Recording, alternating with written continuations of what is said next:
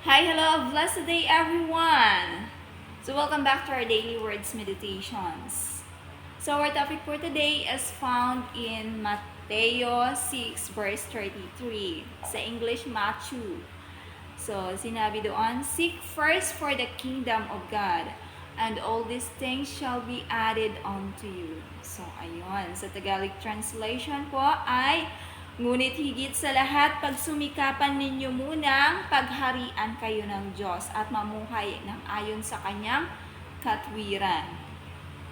Okay? At ang lahat ng ito ay kanyang idaragdag. Saan na ba yan?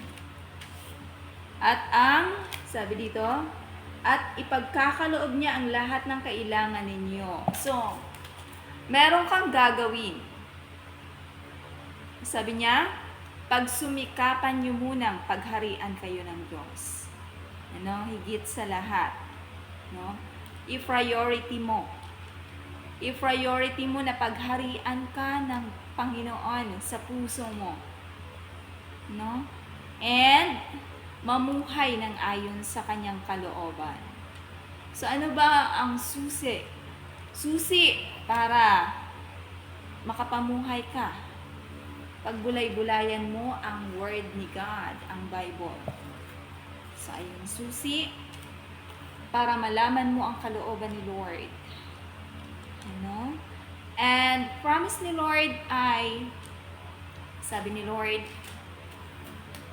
at ipagkakaloob niya ang lahat ng ito. So, ano bang inaalala mo? Yung mga inaalala mo ay ibibigay, ipoprovide yan ni Lord. Diba? Yung mga financial mo na kailangan, yung mga pagkain, tirahan, damit, lahat ng kailangan, lahat ng problema mo, ibibigay ni Lord yan. Basta kailangan mong pagsumikapan muna na pagharian ka ng Diyos. Kailangan mo lang talagang pagsumikapan. I-top priority mo. Bigyan mo ng top priority na pagharian ka ng Diyos. At yun, ibibigay lahat ng pangangailangan mo. So, ang promise ni Lord ay hindi nagbabago yan. So, lahat ng sinabi ni Lord ay nangyayari, nagaganap. Kapag sinabi niya, ginagawa niya. So, lagi mo. Trust with the Lord with all your heart. Alam mo ba na may tatlong uri ng kamatayan?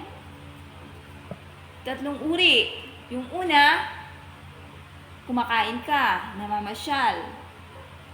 Buhay ka sa paningin ng mga tao. Pero pag wala kang relasyon sa Panginoon, patay ka sa paningin ng Diyos. Yun ang tawag doon ay spiritual death. Pangalawa, yung physical death. Yung pagkawala ng hininga. Yung as in, nawalan ka na ng hininga. Yung hininga mo nandun na, bumalik na sa Panginoon. Kasi nung binuhay tayo ng Panginoon, hiningahan niya tayo, nagkaroon tayo ng buhay ayon sa Genesis. Tapos ngayon, pag binawi ng buhay, hindi mo kasi alam kung kailan babawiin ang buhay. Si Lord lang ang may kapangyarihang bumawi noon. Si Lord lang din ang nagbigay. At si Lord lang din ang may kapangyarihan na bumawi ng buhay. So God is in control. Hindi mo alam kung kailan ang buhay. Kaya dapat pagsumikapan mong pagharian ka ng Diyos. Kaya yun ang physical death. Yung paghihiwalay ng katawan sa espiritu.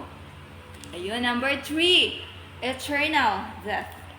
So, walang hanggang kamatayan yun. Yun ang second coming ni God yun. So, yung second coming ni God, doon na bubuhayin ang mga patay na dati pa napatay. Yung physical death, bubuhayin niya ng lahat ng mga tao at He will come to judge the living and the dead.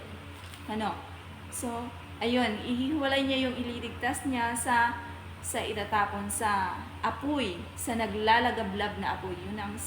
Yun ang pangatlong kamatayan, yung eternal death, yung walang hanggang kamatayan.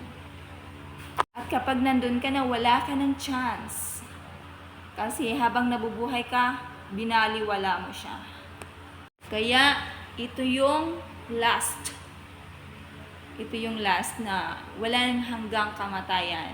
Pero hindi ka mamamatay, pero naghihirap ka doon sa dagat-dagatang apoy. Yun ang pangatlong kamatayan. Hindi ka as in,